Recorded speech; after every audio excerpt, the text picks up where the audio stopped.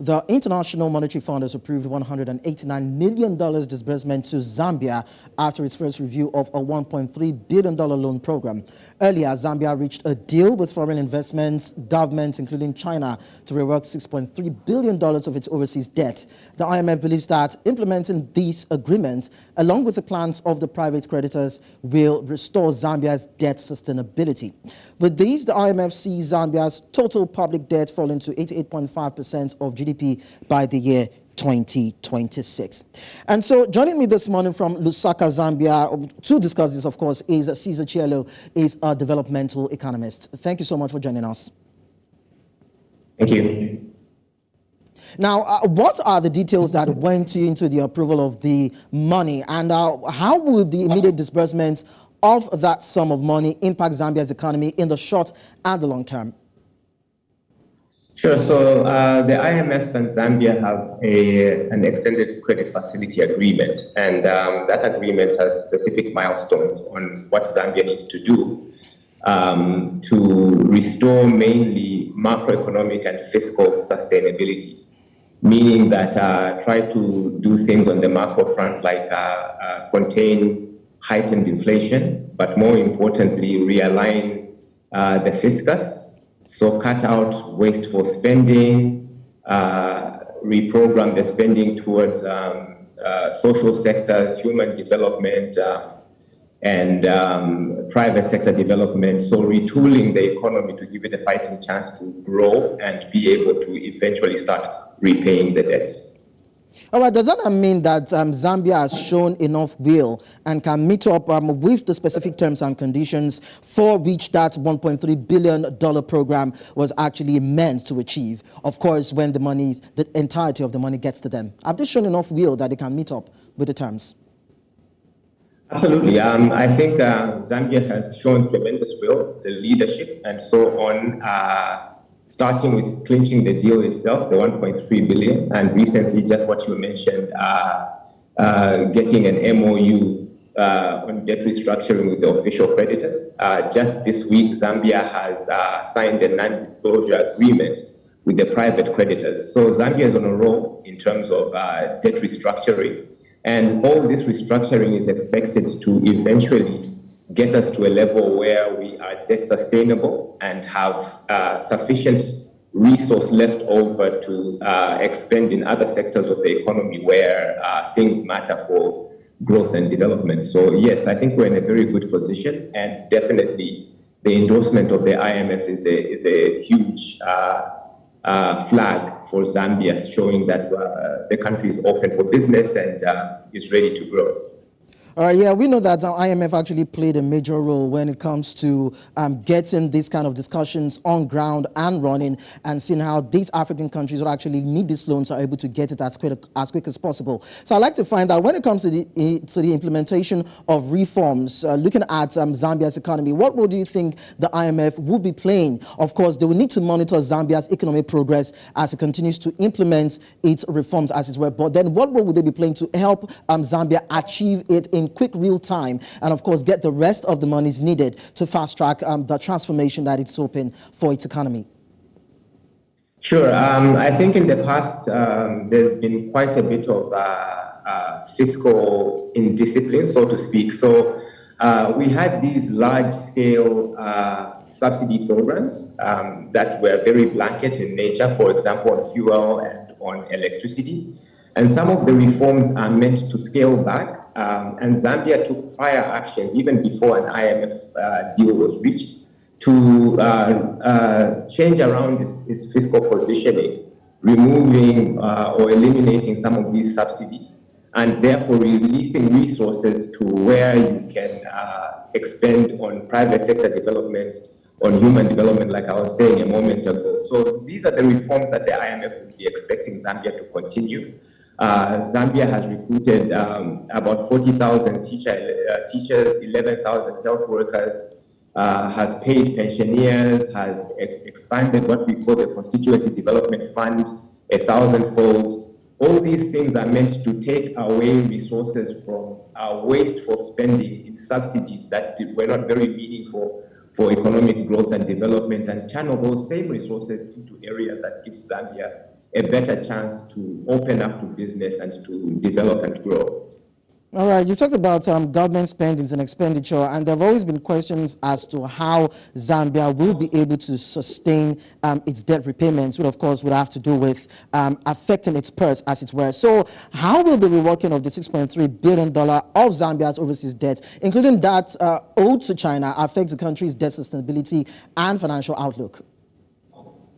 Yeah, I think the financial outlook is very good. I think it's very possible to start to service the debt now that we have, for example, this debt restructuring deal with the official creditor committee, including China, like you just mentioned.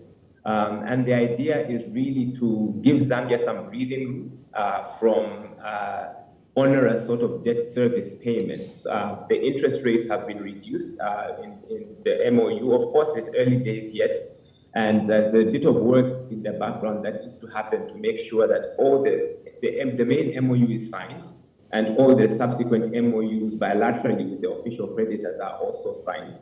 These give a huge grace period as well as lower interest rates than what was in the original loans. So in a sense, haircuts from a creditor point of view.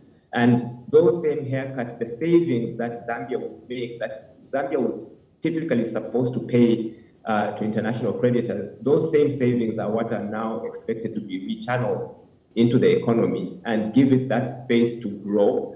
And the growth of the economy, the GDP, is what will then allow for more domestic resource mobilization, taxation, and things like this that would then, a portion of which would be paid off in debt over time. So this is a landmark situation, and I guess only time will tell, but the bottom line is there's a lot of space and scope now, together with the goodwill for Zambia to actually grow and eventually start to service its debts. All right, it's quite nice to actually see that there are agreements being made and, of course, signings of these agreements, which actually puts credence on the agreements being made to ensure that Zambia gets out of its economic squalor. But then some economists are saying that it might not be uhuru yet for Zambia. So are there potential risks and challenges that Zambia might face when it comes to finalizing and implementing these MOUs that has actually been signed with the official creditor committee and, of course, the private creditors? Yeah, and I mean, there are significant challenges. I mean, for example, the official creditors, that's just the first step. There are other steps that need to follow now in terms of structuring very specific deals that are loan by loan specific. And the idea behind that is to unbundle. Some loans were already at relatively low interest rates. So for them, you're not really expecting a haircut in terms of lowering the interest rate or reducing the face value of the loan itself, depending on also the cultural orientation of the creditor. So you might be expecting an extended grace period. But for me, even this just extended grace period is important for giving Zambia the space to actually grow the economy, revive the private sector, revive business, revive small businesses, and use those proceeds to then start to build the economy and give Zambia a chance to grow.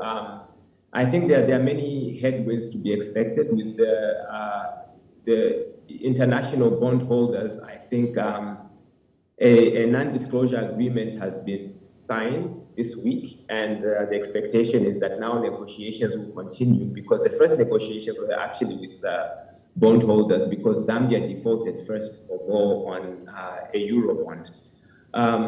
I think there will be a lot of work that needs to go into it, and I think the negotiations would be protracted, but I think the team at the Ministry of Finance has proven itself that they're solid, they're stable, and they're able to navigate the negotiations very well. So we can expect similar things I would expect from the negotiations with the private creditors, but that's another sticking point in terms of what sort of haircuts can they agree to, what sort of restructuring in terms of the maturity periods or the grace periods can we expect from them, and those sort of things. So Far from it, Zambia is not out of the woods. Coming back home domestically, we have a lot of challenges in terms of the doing business environment, which also needs to be improved. We have capacities in the private sector that needs to be improved.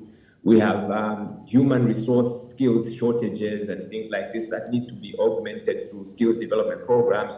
So there's a lot of work yet ahead to be done, but if we make the right strategic public investments, then we are in a good place. All right, thank you so much, Cesar Cheelo, developmental economist, for joining us on the show. We hope that Zambia will be able to get it right with its reforms and its implementation so that, of course, there can be some sort of economic transformation as quick as we hope it would come to the country. Thank you so much. Sure, thanks for having me. Thank you. All right. Now, the approval of a $189 million payment to Zambia by the IMF marks an important milestone in the country's economic development. While there are challenges ahead, this payment and the ongoing support from the IMF will definitely provide hope for a brighter future for the copper-rich country. And that's it on a Business Edge for today and, of course, for this week. And do not forget that you can follow us on our social media platforms. We are at News Central TV. You can download our mobile app on App Store and Play Store and visit our website, www.newscentral.africa. My name is Lekan Onabanjo. It's nice to have you join us on the show from Monday till now. Next week is another time. And at the top of the hour, we'll bring you the news. Don't go away.